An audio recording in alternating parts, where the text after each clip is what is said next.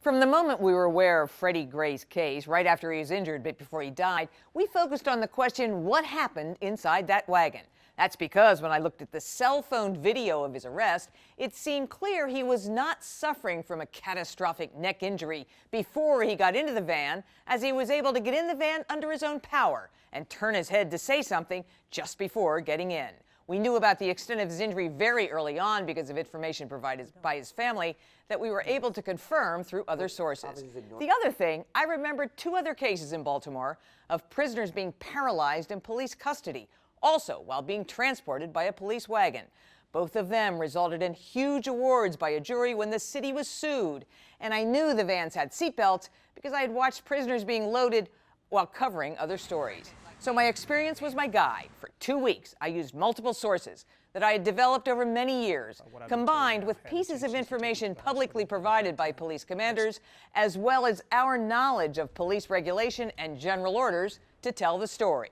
No, Freddie Gray wasn't beaten outside that van. No, there was no evidence he intentionally injured himself. No, this wasn't a case of alleged police brutality in the traditional sense. This was a case of potential negligence. On April 29th, 10 days after Freddie Gray died, the Washington Post published a story citing a police affidavit which quoted a second prisoner in the wagon saying Freddie Gray hurt himself. That was a story police officers had privately been pushing from the start. For a week before that, I had been negotiating with a representative of that man to meet with him.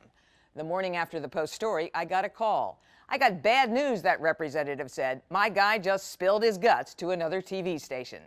You can imagine my reaction and my scrambling about. I was able to find the man and did the interview, in which he tried to recant what he had told an investigator.